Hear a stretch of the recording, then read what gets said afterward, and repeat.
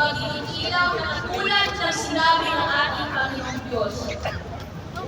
Mga kababayan ko, huwag po tayo mawala ng pag-asa. Kaya nandito po tayo sa prayer rally na ito. Yan, nice lang po. PRRD yun, may nagbibenta rito. Kung pwede po, Nagpiprint sila.